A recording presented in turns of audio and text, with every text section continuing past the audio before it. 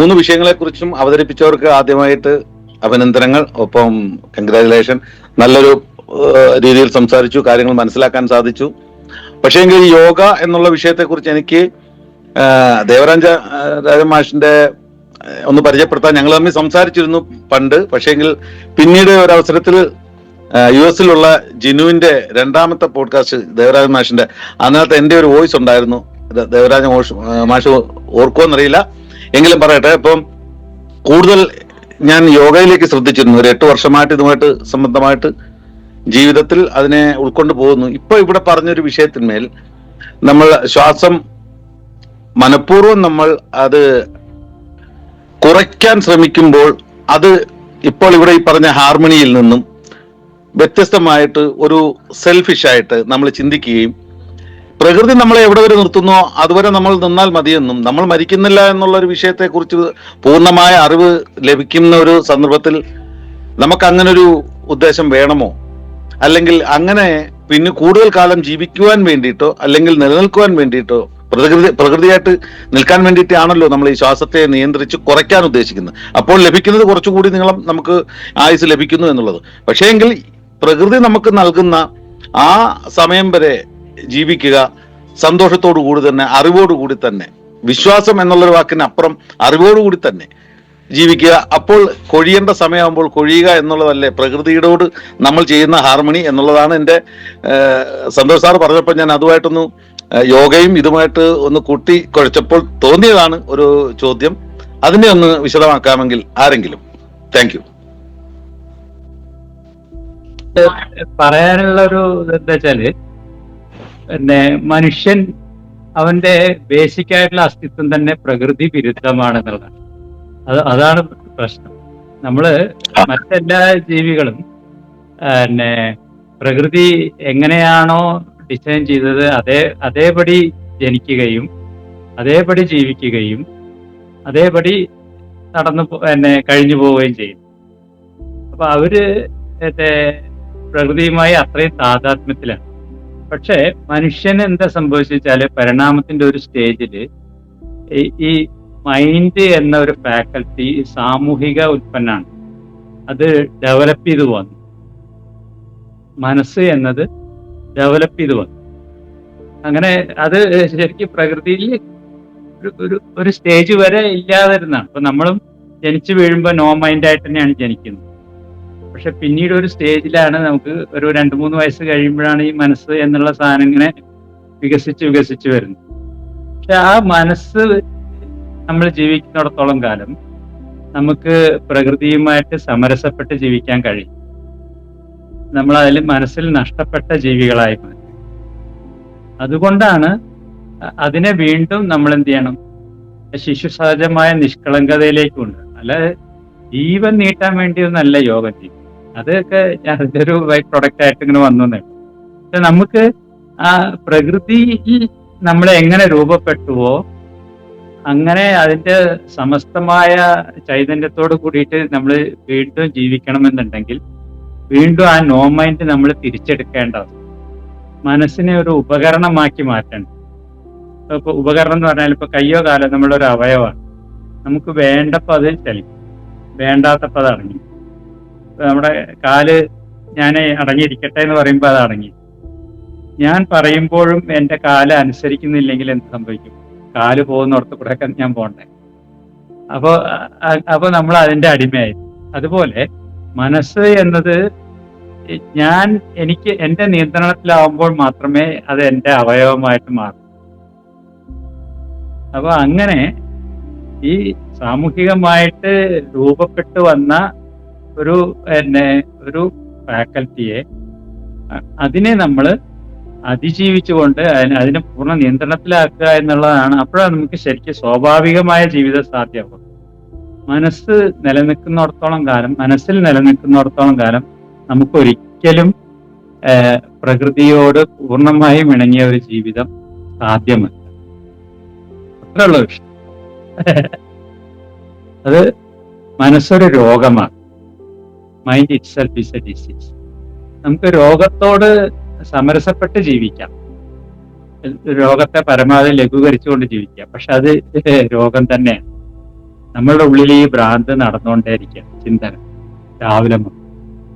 ആ ചിന്തകള് ഈ ഭ്രാന്ത് ഉള്ളിൽ നടന്നുകൊണ്ടിരിക്കുന്നിടത്തോളം കാലം നമുക്ക് എന്താ പറയാ, വിവേകിയായി, ജ്ഞാനിയായി, അല്ലെങ്കിൽ ആ അനുഭൂതി ലെവലില് നമുക്ക് അങ്ങനെ ജീവിക്കാൻ കഴിയും. കാരണം മനസ്സ് അതിൽ ഇടപെട്ടുകൊണ്ടേയിരിക്കും. ഇത് ശരി, അത് തെറ്റ്, ഇത് മനോഹരം, അത് വളരെ, ഇങ്ങനെയുള്ള ഡുവാലിറ്റി, ദ്വന്ദ്വം എന്നത് മനസ്സിന്റെ ഒരു പ്രോഡക്റ്റാണ്. ഈ ദ്വന്ദ്വങ്ങൾ നിലനിൽക്കുന്നിടത്തോളം കാലം നമുക്ക് ആ അദ്വൈതം, ഈ പ്രകൃതിയുമായിട്ടുള്ള സമരസപ്പെടൽ, ഒന്നാവൽ എന്നുള്ള അവസ്ഥ നമുക്ക് അനുഭവിക്കാനേ കഴിയും. അതുകൊണ്ടാണ് അതിനെ അതിജീവിക്കാൻ ശ്രമിക്കണം എന്ന് പറയുന്നത്. അത് ഇങ്ങനെ ആയിരക്കണക്കിന് ആളുകൾ അതിന് ശ്രമിക്കുമ്പോൾ അതിൽ ഏതാനും പേർ വിജയിക്കുന്നു. അത്രേ ഉള്ളൂ. നമ്മൾ ശ്രമിക്കുക, പരമാവധി നമ്മുടെ ഭ്രാന്ത് കുറച്ചിട്ട്. എല്ലാവർക്കും നമുക്ക് എല്ലാവർക്കും ഭ്രാന്താണ് എന്ന് ഉള്ള തിരിച്ചറിവാണ് ആദ്യം നമുക്ക് ഉണ്ടാവേണ്ടത്. നമ്മൾ യഥാർത്ഥത്തിൽ നമ്മളല്ല, ഒരു ഭ്രാന്തിൽ ഓടിക്കൊണ്ടിരിക്കുന്ന ആളുകളാണ് നമ്മൾ. ഉള്ളിലൊരു ഭ്രാന്ത് നടന്നുകൊണ്ടിരിക്കുന്ന ആളുകളാണ് നമ്മളെന്ന് നമ്മൾ തിരിച്ചറിയുമ്പോഴാണ് ആ ഭ്രാന്തിനെ ഒന്ന് കുറച്ച് കൊണ്ടുവരാനുള്ള ഒരു ശ്രമം നമ്മളുടെ ഭാഗത്തുണ്ടാവും. അങ്ങനെ ശ്രമിച്ചിട്ട് അതിൽ വിജയിക്കുന്നവരാണ് അവര് തിരിച്ചറിഞ്ഞെന്ന് നമ്മളോട് പറഞ്ഞത്. യഥാർത്ഥത്തിലുള്ള നമ്മൾ അതാണ് എന്ന്. അതിന്റെ ഒരു സൗഖ്യം, ആ സമയത്ത് ലഭിക്കുന്ന ആനന്ദം, നമ്മളുടെ ഉള്ളിലെ ഭ്രാന്ത് നിൽക്കുമ്പോൾ ലഭിക്കുന്ന ആ ആനന്ദം, അതാണ് യഥാർത്ഥത്തിലുള്ള നമ്മൾ എന്ന് അവിടെ എത്തിയ ആളുകൾ പറയുന്നത്. അപ്പൊ അതിനോട് പകരം വെക്കാൻ നമുക്ക് വേറെ ഒന്നുമില്ല. ഈ മനസ്സ് ജീവിച്ചുകൊണ്ട് നമ്മൾ എന്തെല്ലാം എത്രത്തോളം ആനന്ദം അനുഭവിക്കാൻ ശ്രമിച്ചാലും അതൊന്നും ആ മനസ്സ് നിന്ന് കഴിയുമ്പോൾ ഉണ്ടാവുന്ന, നമ്മൾക്ക് ഉണ്ടാവുന്ന സ്വാഭാവികമായ നമ്മുടെ ആനന്ദമായിട്ട് താരതമ്യം ചെയ്യാനേ പറ്റും. അത് വലിയൊരു സംഭവമാണ്. ഈ ലോകത്തെ എന്ത് തന്നെ തന്നാലും നമ്മളത് കൊടുക്കാൻ, കൈമാറാൻ തയ്യാറാകും. അങ്ങനത്തെ ഒരു സംഭവമാണ്. അതൊന്ന് അനുഭവിക്കാൻ ശ്രമിക്കും. അതിനോട് അടുക്കാൻ ശ്രമിക്കുമ്പോൾ തന്നെ നമുക്കറിയാം നമ്മുടെ ജീവിതം എത്ര മനോഹരമായി വരും. അതൊന്ന് ശ്രമിച്ചോ, എനിക്ക് പറയാനുണ്ട്. സാർ അത് ചോദിച്ചോട്ടെ, പറയാലോ. അപ്പോ മനസ്സെന്ന് പറയുന്ന ഒരു അറിവും ജീവൻ എന്ന് പറയുന്ന ഒരു കോർ, ഒരു എക്സാമ്പിൾ ആയിട്ട് നമുക്കിപ്പോ ഒരു വിദ്യുച്ഛക്തി, കറണ്ട്, അതുമാതിരി ജീവൻ മാറി നിൽക്കുകയും മനസ്സ് വളർന്ന് ഈ പറയുന്ന തൃപ്തികരമായ ഒരു അവസ്ഥയിലേക്ക് അറിവെത്തുമ്പോൾ ആയിരിക്കുമല്ലോ. അല്ലാത്തിടത്തോളം ഈ പറയുന്ന പീരീഡ് കഴിയുമ്പോൾ, ഈ പറയുന്ന സമയം, കേൾക്കുന്നില്ല സാർ, ഈ പറയുന്ന സമയം കടന്നു പോയി കഴിയുമ്പോൾ നമ്മൾ വേറൊരു ജന്മം എടുത്തിട്ട് വരികയും ആ പഴയ അറിവിന്റെ മുതൽ വീണ്ടും കൂടുതൽ ഒരു അറിവ് കൂടെ അടുത്ത ജന്മത്തിൽ ലഭിക്കുകയും അങ്ങനെ തുടർന്നു പോകുന്ന ജന്മങ്ങൾ കൂടുതൽ എടുത്ത് അവസാനം വരുമ്പോൾ ഈ പറയുന്ന ജീവൻ അവിടെ ഒപ്പം നിൽക്കുകയും, സോൾ അവിടെ നിൽക്കുകയും, ഒപ്പം ഈ അറിവ് പൂർണ്ണമായി എത്തി മനസ്സ് തൃപ്തികരമായ ഒരു ലെവലിൽ എത്തുമ്പോഴാണോ മോക്ഷം? അപ്പോൾ അങ്ങനെ വരുമ്പോൾ ശരിക്കും പറഞ്ഞാൽ അറിവ് കൊണ്ട് മാത്രമല്ലേ മോക്ഷം ഉണ്ടാവത്തുള്ളൂ? അതായത് ഇനിയൊരു ജന്മമില്ലാത്തൊരവസ്ഥ. അത് ഈ യോഗവിദ്യ അത് പറയുന്നുണ്ടല്ലോ, നമ്മൾ ഒന്നും ശ്രമിച്ചില്ലെങ്കിലും എത്രയോ ലക്ഷം ജന്മങ്ങൾ എടുത്തുകൊണ്ട് നമ്മൾ പരിണാമത്തിലൂടെ ആ കൈവല്യ അവസ്ഥയിലേക്ക് എത്തും. പക്ഷേ യോഗവിദ്യ എന്ത് ചെയ്യുന്ന വെച്ചാല് അതിനെ ഫാസ്റ്റൻ ചെയ്യും. നമ്മൾ വളരെ എളുപ്പത്തിൽ അനേക ജന്മങ്ങൾ എടുത്ത് സ്വയം പരിണാമത്തിന് വിധേയമായി പവിത്രീകരിക്കപ്പെട്ട് വരുന്നതിന് പകരം നമുക്ക് ശരിയായ ഒരു വിദ്യ നിങ്ങൾ അനുശാസിക്കുകയാണെങ്കിൽ ഈ ജന്മത്തിൽ തന്നെ ഒരു പക്ഷെ നിങ്ങൾക്ക് ഒറ്റ ജന്മം കൊണ്ട് തന്നെ നിങ്ങൾക്ക് ആ ജന്മരാഹിത്യത്തിന്റെ അവസ്ഥയിലേക്ക് എത്താൻ കഴിയും എന്നുള്ളത്. അപ്പൊ നമുക്ക് നമ്മളുടെ യാത്രയ്ക്ക് നമ്മളുടെ കയ്യില് റോക്കറ്റ് ഉണ്ട്, വിമാനമുണ്ട്, തീവണ്ടിയുണ്ട്, ബസ് ഉണ്ട്, കാളവണ്ടിയും, അങ്ങനെ ഏതുണ്ട്. അത് നമ്മളുടെ ചോയ്സാണ് അതിൽ ഏത് സ്വീകരിക്കണം എന്ന്. ഏത് സ്വീകരിക്കാം, ഒന്നും തെറ്റല്ല. സന്തോഷം കൂടെ പറഞ്ഞാൽ പറയാം. പ്രധാനമായിട്ടും ദേവരാജൻ മാഷ് നൽകിയ ഉത്തരം ഗംഭീരമായിരുന്നു. യോഗശാസ്ത്രത്തിന്റെ ഒരു പശ്ചാത്തലത്തിൽ അദ്ദേഹം പറഞ്ഞു. ഞാൻ പറയുന്നത് പ്രകൃതി തത്വശാസ്ത്രത്തിന്റെ, ഇക്കോസഫിയുടെ, ഡീപ് ഇക്കോളജിയുടെ ഒരു പശ്ചാത്തലത്തിൽ നിന്നിട്ടാണ്. അതിന് യോഗശാസ്ത്രത്തെയും അതുപോലെ അനുബന്ധമായിട്ടുള്ള മറ്റ് പല വീക്ഷണങ്ങളെയും ഏകഭാവത്തിൽ കണ്ടുകൊണ്ടാണ് പ്രകൃതി തത്വശാസ്ത്രത്തെ ഇതിനെ നിരീക്ഷിക്കുന്നത്. അപ്പോൾ അതുപ്രകാരം പറയുകയാണെങ്കിൽ ഏതൊരു സംവിധാനവും ഉണ്ടാകുന്നത് ഒരു ധർമ്മം നിർവഹിക്കാനാണ്. പ്രകൃതിയിൽ ഏതൊരു വ്യവസ്ഥയും ഉണ്ടാകുന്നത്, ഉദാഹരണത്തിന് ഞാൻ എന്ന ശരീരം, ഞാൻ എന്ന ജീവി, ശരീരം മാത്രമല്ലല്ലോ ഇത്, ശരീരമുണ്ട്. ഈ ശരീരത്തെ രൂപീകരിച്ച ആ ഒരു പ്രതിഭാസമുണ്ട്, അതിനെയാണ് നമ്മൾ ജീവൻ എന്ന് വിളിക്കുക. ഈ ശരീരത്തെ ജീവൻ ഉരുവാക്കുന്നത് ഒരു ധർമ്മം നിർവഹിക്കാൻ വേണ്ടിയാണ്. ആരുടെ ധർമ്മമാണ്? ഉപരിവ്യവസ്ഥയുടെ ധർമ്മം. ഏതുപോലെ ഞാൻ കൂടുകൾക്കകത്ത് കൂടുകളായ ഒരു ഉദാഹരണം പറഞ്ഞല്ലോ. ആ ഉദാഹരണത്തിൽ പറയുന്നത് പ്രകാരം എന്റെ ശരീരത്തിന്റെ ഭാഗമാണ് എന്റെ അവയവം. എന്റെ ശരീരത്തിന്റെ ഒരു ധർമ്മം നിർവഹിക്കാനാണ് ഈ അവയവം ഉണ്ടായിട്ടുള്ളത്. അപ്പോ ഈ അവയവത്തിന്റെ രൂപീകരണത്തില് ശരീരത്തിന്റെ ഒരു ആവശ്യം നിർവഹിക്കുക എന്നുള്ള ഒരു പർപ്പസ് ഉണ്ട്. ഇത് കൈക്ക് അറിയണം എന്നില്ല. കൈ അതിനെക്കുറിച്ച് കൂലങ്കഷമായിട്ട് ആലോചിക്കുകയും അന്വേഷിക്കുകയും ചെയ്താൽ മാത്രമേ ഇത് പിടികിട്ടുള്ളൂ. കൈക്ക് അല്ലെങ്കിൽ അറിയില്ല. കൈക്ക് അതാത് സമയത്ത് കിട്ടുന്ന നിയമങ്ങൾക്കനുസരിച്ച് ഇതിങ്ങനെ പോയി, നിയമങ്ങളല്ല, അപ്പൊ വരുന്ന ആവശ്യങ്ങൾക്കനുസരിച്ച് പ്രവർത്തിച്ചു പോകും. അപ്പോ ശരീരത്തിന്റെ ഒരു ധർമ്മം നിർവഹിക്കാനാണ് കൈ ഉണ്ടായിട്ടുള്ളത് എന്നതുപോലെ ശരീരം ഉപരിവ്യവസ്ഥയായിരിക്കുമ്പോൾ കൈ ഉപവ്യവസ്ഥയായിരിക്കുന്നു എന്ന് പറയുന്നത് പോലെ പ്രകൃതിയാകുന്ന, തൽക്കാലം പ്രകൃതി എന്നുള്ളതിന് ഭൂമി എന്ന് കാണുക, ഉദാഹരണത്തിന് ഭൂമിയാകുന്ന ഉപരിവ്യവസ്ഥയുടെ ധർമ്മം പാലിക്കാനുള്ള ഒരു അവയവമാണ് നാം എന്ന് മനസ്സിലാക്കുക. അപ്പൊ ഈ പർപ്പസ് രൂപീകരിക്കാൻ, പർപ്പസ് നടപ്പിലാക്കാൻ വേണ്ടി, പർപ്പസ് നടപ്പിലാകേണ്ടുന്ന പ്രദേശത്ത് അവിടെ ഉരുവാക്കപ്പെടുന്നതാണ് ഈ ശരീരം, ഞാൻ എന്നുള്ള ജീവി. ഭൂമിയുടെ ഒരാവശ്യത്തിന് വേണ്ടി ഭൂമിയുടെ അവയവമായി എന്നെ രൂപീകരിക്കുന്നു. ആ രൂപീകരണം ചെയ്യുന്ന, സ്വയം രൂപീകരിച്ചെടുക്കുന്ന ആ സംവിധാനത്തിന്റെ പേരാണ് ജീവൻ. ജീവൻ ഇത് രൂപീകരിച്ചു, ഇതിനെ പ്രവർത്തിപ്പിച്ചു കൊണ്ടിരിക്കുന്നു. പക്ഷെ എങ്ങോട്ട് പ്രവർത്തിക്കണം? ഈ ധർമ്മത്തെ നടപ്പിലാക്കണമല്ലോ. ധർമ്മം നടപ്പിലാക്കാൻ വേണ്ടിയാണ് ഈ രൂപീകരിച്ചിട്ടുള്ളത്. അപ്പൊ ധർമ്മത്തെ നടപ്പിലാക്കേണ്ടതുണ്ട്. എങ്ങനെയാണ് നടപ്പിലാക്കുക? വർത്തമാന പശ്ചാത്തലത്തിനനുസരിച്ച് അത് നടപ്പിലാക്കണം, ആവശ്യങ്ങൾക്കനുസരിച്ച് നടപ്പിലാക്കണം, ഓരോ സന്ദർഭത്തിനനുസരിച്ച് നടപ്പിലാക്കണം. അപ്പോ ധർമ്മത്തെ വെറുതെ നടപ്പിലാക്കുകയല്ല, വേണ്ടുന്ന വിധത്തിൽ നടപ്പിലാക്കണം. ആ വേണ്ടും വിധത്തിൽ ധർമ്മത്തെ സ്വന്തം പശ്ചാത്തലത്തിനനുസരിച്ച് നടപ്പിലാക്കാൻ, ധർമ്മത്തെ നടപ്പിലാക്കാൻ ഒരു ആസൂത്രണ പ്രക്രിയ ആവശ്യമുണ്ട്. ആ ആസൂത്രണ പ്രക്രിയയുടെ പേരാണ് മനസ്സ്. ആ ആസൂത്രണ പ്രക്രിയ തൽക്കാലത്തേക്ക് ഒരല്പം കൂടെ പറയാം. ആസൂത്രണ പ്രക്രിയ നടപ്പിലാക്കുന്നത് പല ഘട്ടങ്ങളിലൂടെയാണ്. ഒന്ന്, അതിന്റെ വർത്തമാന പശ്ചാത്തലത്തെ അറിയാനായിട്ട് ഇന്ദ്രിയങ്ങൾ കൊണ്ട് വേണ്ടുന്ന കാര്യങ്ങളെ ബോധ്യപ്പെടുന്നു. തന്റെ ശേഷി എന്താണെന്ന് അറിയാൻ ആന്തരിക ശേഷി ഉണ്ടല്ലോ, അതിനെ കൺസൈൻസ് എന്ന് പറയുന്നത്, നമ്മുടെ മനസാക്ഷി എന്ന് പറയുന്ന സംഭവം വെച്ചിട്ട് ഇതിനെ മുൻപോട്ട് വെക്കുന്നു. പൂർവ്വകാലത്ത് എന്താണ് ഉണ്ടായെന്ന് അറിയാൻ നമ്മുടെ സ്മൃതികളുടെ ഒരു തലമുണ്ട്. അവിടെ നിന്നും വേണ്ടുന്ന ഡേറ്റ എടുക്കുന്നു. അതാണ് ഗതസ്മൃതി, കഴിഞ്ഞുപോയ ഓർമ്മ. ഇനി എന്താണ് വേണ്ടത് എന്നത് ആ ധർമ്മം ഉള്ളിൽ ചെലുത്തിയിട്ടുണ്ടോ, ജീവൻ ചെലുത്തി കൊടുത്തിട്ടുണ്ടല്ലോ. അത് വാസനയുടെ രൂപത്തിൽ അകത്ത് കിടക്കുന്നുണ്ട്. അതുപ്രകാരം ഇനി വരേണ്ടുന്ന കാര്യങ്ങൾ എന്താണെന്നുള്ള ഒരു ഭാവനയും ഒരു സ്മൃതിയും അതിനകത്തുണ്ട്. അതിനെ ആഗതസ്മൃതി എന്ന് പറയും.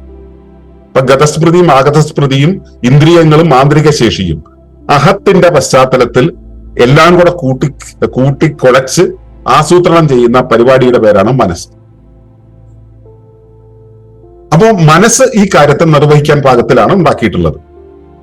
ഈ മനസ്സിലേക്കുള്ള ഈ മനസ്സ് പ്രവർത്തിക്കുന്നത് ശരീരമെന്ന ഈ ഉപകരണത്തിലാണ്.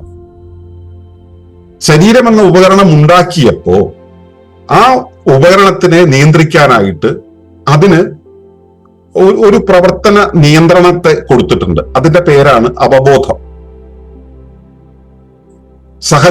സഹജമായ അവബോധമുണ്ട്. നമ്മൾ ജനിച്ചു വീഴുന്ന സ്ഥലത്ത് അമ്മയുടെ പാല് കുടിക്കാൻ നമുക്ക് പ്രത്യേകിച്ച് കമാൻഡുകളോ ചിന്തയോ ഒന്നുമില്ല. നമുക്കത് വേണമെന്നുള്ള പ്രേരണ മാത്രമേ ഉള്ളൂ. അതാണ് സഹജാവബോധം.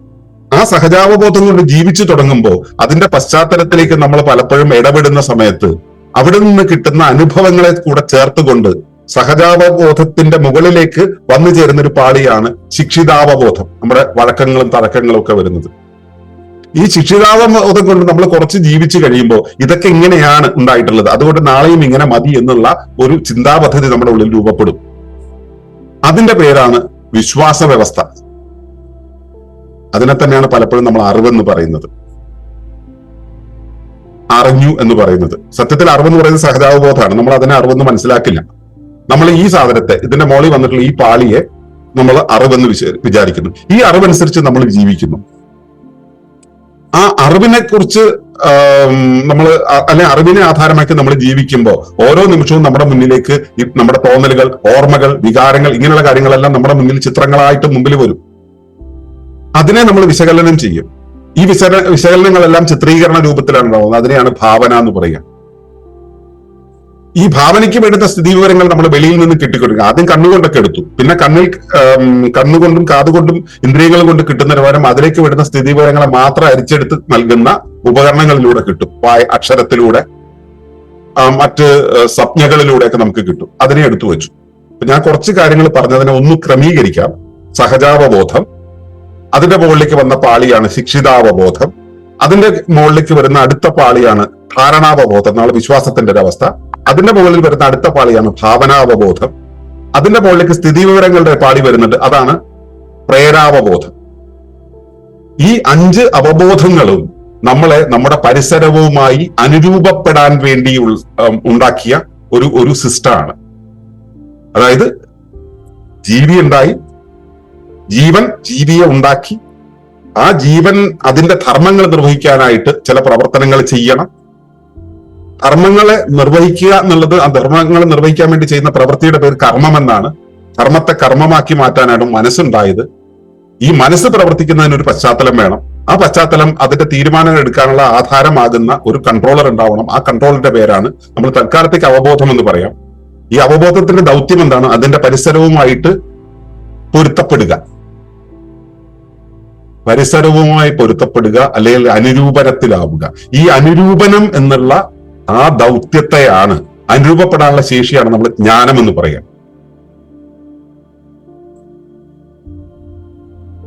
അപ്പോ ഇവയല്ല, ഇനിയുണ്ട് കേട്ടോ, വേറെ തലങ്ങളുണ്ട്, ഞാൻ അതിലേക്ക് പോകുന്നില്ല, വേറെ കോംപ്ലിക്കേറ്റഡ് ആവും. അപ്പൊ ഈ അവബോധം എവിടെ നിൽക്കുന്നുവോ, അവബോധം നിൽക്കുന്ന തലത്തിനനുസരിച്ചാണ് മനസ്സ് പ്രവർത്തിക്കുക. അപ്പോ ശുദ്ധരൂപത്തിൽ ധർമ്മത്തെ കർമ്മമാക്കി മാറ്റാൻ വേണ്ടിയാണ് മനസ്സ് നൽകിയിട്ടുള്ളത്. പട്ടിയിലും പൂച്ചയിലും, കാട്ടിൽ ജീവിക്കുന്ന പട്ടിയിലും പൂച്ചയിലും, ക്ഷമിക്കാട്ടോ, കാട്ടിലെ പട്ടിക്കും പൂച്ചയ്ക്കും വേറെ പ്രശ്നങ്ങളുണ്ട്, നമ്മൾ ഉണ്ടാക്കിയതാ, നമ്മൾ അവന്റെ സ്വഭാവത്തെ ആൾട്ടർ ചെയ്തു. അതവിടെ ഇരിക്കട്ടെ. സാധാരണ അല്ലെങ്കിൽ കടുവയോ മറ്റേ കുരങ്ങോ ഒക്കെയാണെന്നിരിക്കട്ടെ, അവരുടെ ധർമ്മത്തെ നടപ്പിലാക്കാനായിട്ട് അവരുടെ മനസ്സിനെ ഉപയോഗിക്കുമ്പോൾ സഹജാവബോധമാണ് നിയന്ത്രിക്കുന്നത്. കാരണം എന്താ? അവൻ ശുദ്ധാവസ്ഥയിൽ നിന്ന് മാറിയിട്ടില്ല. മനുഷ്യനെ മറ്റു ജീവികളിൽ നിന്ന് വ്യത്യസ്തനാക്കുന്നത് മൂർത്തരൂപങ്ങളില്ലാതെ ഭാവന ചെയ്യാനുള്ള അവന്റെ ശേഷിയാണ്. നമുക്ക് ഇമാജിൻ ചെയ്യാൻ പ്രത്യേകിച്ച് ഒന്നിന്റെ ആവശ്യമില്ല. രണ്ട് കാക്കകൾ കൂട് കെട്ടിയാൽ രണ്ടും ഒരുപോലെ ഇരിക്കും. ഇവിടെ ഒരു മനുഷ്യൻ 2 വീട് കെട്ടിയാൽ 2 ഷേപ്പിലായിരിക്കും. കാരണം അവന്റെ ഭാവനയുടെ പ്രത്യേകതയാണ്. ഭാവന എന്ന് വെച്ചാൽ അവന് ഒരു മൂർത്തരൂപമില്ലാതെ ഭാവന ചെയ്യാൻ പറ്റും. അതുകൊണ്ട് തന്നെ ഈ മനസ്സ് എന്ന് പറയുന്ന ധർമ്മത്തെ കർമ്മമാക്കുന്ന ആസൂത്രണ പ്രക്രിയ ഉണ്ടല്ലോ, അത് ജീവികളിൽ പ്രവർത്തിക്കുമ്പോൾ ശുദ്ധരൂപത്തിൽ പ്രവർത്തിക്കും. മനുഷ്യന് പ്രവർത്തിക്കുമ്പോൾ ഇവന്റെ ഈ സ്പെഷ്യലൈസേഷൻ കൊണ്ട്, ഇവന്റെ പ്രത്യേകത കൊണ്ട് ആ ശരിയായ രൂപത്തിൽ തന്നെ പ്രവർത്തിക്കുന്നില്ല. അവൻ അപ്പം തോന്നുന്നതിനനുസരിച്ച് ആ സാധനത്തിന്റെ ഷേപ്പ് മാറ്റിക്കൊണ്ടുപോകും. അപ്പൊ അവന്റെ ഭക്ഷണ രീതിയിൽ മാറ്റം വരും, അവന്റെ ശ്വാസ രീതിയിൽ മാറ്റം വരും. ഭക്ഷണ രീതിയിൽ മാറ്റം വന്നാൽ ശ്വാസ രീതിയിൽ മാറ്റം വരും. ആ രീതി മാറ്റം വന്നു കഴിഞ്ഞിട്ടുണ്ടെങ്കിൽ അവന്റെ പ്രവർത്തന രീതിയിൽ മാറ്റം വരും. ഇവൻ എന്ത് ധർമ്മമാണോ ചെയ്യേണ്ടത് ആ ധർമ്മത്തിൽ നിന്ന് മാറിയിട്ടുള്ള കാര്യങ്ങളെ ചെയ്യും. അപ്പോ ധർമ്മവും കർമ്മവും 2ആയി മാറും. ഇപ്പോ മൃഗങ്ങളിൽ അല്ലെങ്കിൽ സാധാരണ ജീവികളിലാണെങ്കിൽ ധർമ്മത്തെ കർമ്മമാക്കാനായിട്ട് അതിന്റെ മനസ്സ് പ്രവർത്തിക്കുന്നുണ്ട്. ധർമ്മവും കർമ്മവും ഏതാണ്ട് ഒന്ന് തന്നെയായിരിക്കും. അവിടെ കർമ്മം ഋണതയോ കർമ്മ ആധിക്യമോ ഉണ്ടാവില്ല. മനുഷ്യന്റെ കാര്യത്തിൽ ഇവൻ ചെയ്തു കഴിഞ്ഞാൽ എന്ത് വന്നാലും ഒന്നുകിൽ കർമ്മബാധ്യത ഉണ്ടാവും, ഏതെങ്കിലും തരത്തിലുള്ള കർമ്മബാധ്യത ഉണ്ടാവും, ആധിക്യം ഉണ്ടാവും, ഋണത ഉണ്ടാവും. അതുകൊണ്ട് തന്നെ ഇവൻ ഇതിൽ നിന്നും അവന്റെ ഒറിജിനൽ ധർമ്മത്തിൽ നിന്നും മാറിപ്പോകും. ആ ഒറിജിനൽ ധർമ്മത്തിൽ നിന്ന് മാറിപ്പോണ സമയത്ത് ഇവന്റെ ജീവിതത്തിന്റെ ഓരോ ഘട്ടങ്ങളിലും ഇവൻ ബുദ്ധിമുട്ടുകൾ അനുഭവിച്ചുകൊണ്ടേയിരിക്കും. ഇതിൽ നിന്നും രക്ഷ നേടുക എന്നുള്ളതാണ് മോക്ഷം. ഈ ക്രമം തെറ്റിയ ജീവിതാവസ്ഥയിൽ നിന്നും രക്ഷപ്പെടുക എന്നുള്ളതാണ് മോക്ഷം. അതിനെന്താണ് വേണ്ടത്? ഇവന്റെ ഒറിജിനൽ ഫോമുമായിട്ട്, കേവലാവസ്ഥയുമായിട്ട്, അബ്സല്യൂട്ട് സ്റ്റേറ്റുമായിട്ട് ഇവൻ ചേർന്നു പോകണം. ആ ചേർന്നു പോക്കിനാണ് യോഗം എന്ന് പറയുക. ആ ചേർന്നു പോക്കിലേക്ക് പോയി കഴിഞ്ഞിട്ടുണ്ടെങ്കിൽ ഇവൻ ഈ വഴിമാറ്റം കുറയും. വഴിമാറ്റം കുറയുന്ന സമയത്ത് ഇവന് അവന്റെ ആ ജീവിതം പൂർണ്ണമായ മോക്ഷത്തിലാവും. പിന്നെ പുനർജന്മം ഉണ്ടോ ഇല്ലയോ എന്നുള്ള തർക്കത്തിലേക്ക് തൽക്കാലം ചെല്ലുന്നില്ല. എങ്കിലും അവൻ അവിടെ ആ മോക്ഷം എന്നുള്ള അവസ്ഥ അവൻ അവിടെ കിട്ടും. അപ്പൊ ഇതിലേക്ക് പോകുവാനാണ് യോഗം. അതിലേക്ക് പോകുവാനുള്ള പ്രേരണ നമ്മൾ ചെലുത്താനാണ്, നമ്മുടെ ശരീരത്തിന്റെ എല്ലാ അവയവങ്ങളും ഏകഭാവത്തിലാക്കാൻ വേണ്ടിയാണ് സംഗീതം. ഇവ തമ്മിലുള്ള ആ ക്രമം അല്ലെങ്കിൽ ഇവ തമ്മിലുള്ള ബന്ധം എങ്ങനെയാണ് നിൽക്കുന്നത്? പിന്നെ ഒരു കാര്യം കൂടെ ഒന്ന് പറയാം. പ്രകൃതി പുരുഷൻ എന്ന് പറയുന്ന രണ്ടവസ്ഥകളില്ലേ, ശക്തിയും ശിവവും എന്ന് പറയുന്നത് തൽക്കാലം അങ്ങനെ എടുക്കാം, അല്ലെങ്കിൽ പ്രകൃതി പുരുഷൻ, ഈ ദ്വന്ദ്ങ്ങൾ രണ്ടും നമ്മൾ സാധാരണ പരിസ്ഥിതിയുടെ ഭാഷയിൽ പറഞ്ഞ പ്രകൃതി എന്നും പ്രപഞ്ചം എന്നൊക്കെ പറയുന്ന ഒന്ന് തന്നെയാണ്. പക്ഷെ ഇതിനെ രണ്ടായിട്ട്, പ്രകൃതി എന്നും പ്രപഞ്ചം എന്ന് പറയുന്ന രണ്ടിനും ചെറിയൊരു വ്യത്യാസമുണ്ട്. പ്രകൃതി എന്ന് പറയുന്നത് സ്ത്രൈണഭാവമാണ്, അതിന് ചാക്രിക സ്വഭാവമാണുള്ളത്. ആവർത്തിച്ചൊരു കാര്യം ഇങ്ങനെ ചെയ്തുകൊണ്ടിരിക്കുന്ന ഒരു ചാക്രിക സ്വഭാവമാണ്. പുരുഷത്തിന് വിസ്ഫോടന സ്വഭാവമാണ്, പടക്കം പൊട്ടിത്തെറിക്കുന്നത് പോലെ വിസ്ഫോടിക്കാനുള്ള സ്വഭാവമാണ്, തെറിച്ചു പോകാനുള്ള സ്വഭാവം. നമ്മൾ ഒരു കല്ല് കയറി കെട്ടിയിട്ട് ഇങ്ങനെ ചുറ്റിക്കഴിഞ്ഞാൽ അത് ആ നിൽക്കുന്നിടത്ത് നിന്ന് തെറിച്ചു പോകാൻ, സെൻട്രിഫ്യൂജൽ എഫക്ട് വഴി തെറിച്ചു പോകാൻ അതിന് പ്രവണതയുണ്ടാവും. ആ തെറിച്ചു പോക്കുണ്ടല്ലോ, അത് ഇല്ലാതെ ആക്കി നിർത്തുന്ന, അതിന്റെ ഉള്ളിലേക്ക് വലിച്ചു നിർത്തുന്ന സെൻട്രിപെറ്റൽ ഫോഴ്സ് നൽകുന്ന ആ കയറാണ്. അതിന്റെ പേരാണ് ഗുരുത്വം. ഈ ഗുരുത്വം എന്നുള്ള പ്രക്രിയ അല്ലെങ്കിൽ ഗുരുത്വം എന്നുള്ള പ്രതിഭാസം നിലനിൽക്കുമ്പോൾ നാം ധർമ്മത്തോട് ചേർന്ന് ഗുരുത്വപ്പെട്ടു നിൽക്കും. പമ്പരം അതിനൊരു ഉദാഹരണമാണ്. ഗ്രാവിറ്റി എന്ന് പറയുന്ന ഒരവസ്ഥയോട് ചേർന്ന് ഒട്ടി നിൽക്കുന്ന പമ്പരത്തെ ചലനാത്മകത കൊണ്ട് കറക്കി ഗ്രാവിറ്റിക്ക് എതിർനിലയിൽ ഉയർത്തി നിർത്തുന്നത് എന്താണ്? ആ ആന്റി ഗ്രാവിറ്റിക്ക് ഉയർത്തി നിർത്തുന്നത് എന്താണ്? അത് ആ ചലന വേഗമാണ്. ആ ചലനവേഗം അതിവേഗമാണെങ്കിലോ ഈ പമ്പരം തെറിച്ചേ പോകും. ആ തെറിച്ചേ പോകുന്ന സമയത്ത് ആ വിസ്ഫോടന സ്വഭാവമാണ് പ്രപഞ്ചത്തിനുള്ളത്. അങ്ങനെ തെറിച്ചു പോകാതെ മനസ്സിന്റെ ചലനങ്ങൾ കൊണ്ട്, ഈ തെറ്റെന്ന് നമ്മൾ പൊതുവെ വിളിക്കുന്ന ആ ജീവിത പ്രവർത്തനങ്ങൾ കൊണ്ട് നമ്മൾ വിസ്ഫോടിച്ചു പോകാതെ നമ്മുടെ ജീവിതത്തിന്റെ കേന്ദ്രത്തിലേക്ക് മുനയെ ചേർത്ത് നിർത്തുകയും എന്നാൽ അവിടെ പ്രവർത്തിച്ചുകൊണ്ട് തലയുയർത്തുകയും നിൽക്കുകയും ചെയ്യുന്ന പമ്പരം. ഈ പമ്പരത്തെ പോലെ ജീവിതധർമ്മത്തിൽ തലയുയർത്തി നിർത്താൻ വേണ്ടുന്ന ശുദ്ധി ഉണ്ടാക്കുക, ശുദ്ധമായ പ്രവർത്തനത്തിലേക്ക് എത്തിക്കുക എന്നുള്ളതാണ് യോഗം ചെയ്യുന്നത്. യോഗശാസ്ത്രം പഠിച്ച ഒരാള് ജീവിതത്തിൽ നിന്നും മാറി എല്ലാത്തിൽ നിന്നും വിട്ടൊഴിഞ്ഞ് വേറൊരു സന്യാസത്തിലേക്ക് പോയി എല്ലാം കഴിഞ്ഞ് പോവുകയല്ല ചെയ്യുന്നത്. അയാൾ ജീവിതത്തിൽ തലയുയർത്തി നിൽക്കുകയാണ് ചെയ്യുക. യോഗം അതിനാണ് നമ്മളെ പ്രേരിപ്പിക്കുന്നത്, അതിനാണ് നമ്മളെ പാകപ്പെടുത്തുന്നത്. ആ സംഗീതത്തിന്റെ ലയത്തിലായിരിക്കാൻ, ആ ഓർക്കസ്ട്രേഷനിലായിരിക്കാനാണ് നമ്മളെ പഠിപ്പിക്കുന്നത്. അവിടെ ആയിരിക്കുമ്പോൾ, നമ്മൾ ജീവിച്ചിരിക്കുമ്പോൾ തന്നെ ഈ അക്രമങ്ങളിൽ നിന്നും വിടുതൽ നേടും. ആ വിടുതലിനെയാണ് നമ്മൾ മോക്ഷം, ലിബറേഷൻ എന്നൊക്കെ പറയുന്നത്. അതിവിടെയാണ് നേടേണ്ടത്. അതിനുള്ള വിദ്യയാണ് യോഗവിദ്യ. അങ്ങേക്ക് ഉത്തരം കിട്ടിക്കാണെന്ന് വിചാരിക്കുന്നു. എന്റെ മറ്റൊരു ആസ്പെക്റ്റിൽ കൂടെ ഞാൻ പറയാൻ ശ്രമിക്കാം. അതായത് ക്വസ്റ്റ്യൻ എല്ലാം ഉണ്ടായിരുന്നത്, നമ്മൾ നിശ്ചിതമായ ഒരു അളവിലുള്ള ശ്വാസമാണെന്നുണ്ടെങ്കിൽ അതിനെ കുറച്ച് കൊണ്ടുവന്നാൽ നമ്മുടെ ആയുസ് നീളുമെന്നുള്ളതായിരുന്നു കൺസെപ്റ്റ്.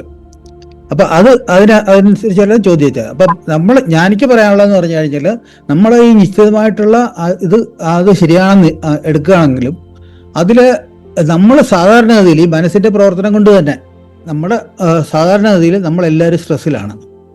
സ്ട്രെസ്സും ആങ്സൈറ്റി എല്ലാം കൊണ്ടാണ് നമ്മൾ ജീവിക്കുന്നത്. അപ്പൊ അതുകൊണ്ട് എന്താ പറ്റുന്നത്, നമ്മൾ 100 വയസ്സ് വരെ ജീവിക്കേണ്ടവന് 80 വയസ്സിന് മുമ്പേ മരിച്ചു പോകുന്നു. ആ ഒരു 20 വർഷത്തിന്റെ ദൈർഘ്യമാണ് ഇതുകൊണ്ട് നേടാൻ പറ്റുന്നത് എന്നാ എനിക്കുള്ള ഒരു അനുമാനം. മനസ്സിലായോ? അത് സുസ്ഥിരതയുമായി കണക്ട് ചെയ്ത്, പ്രത്യേകിച്ച് നമ്മളത് സുസ്ഥിരതയുടെ ഒരു പ്ലാറ്റ്ഫോം ആയതുകൊണ്ട് ആണ് ദേവരാജൻ മാഷ് അത് വളരെ ഭംഗിയായിട്ട് കണക്ട് ചെയ്തു.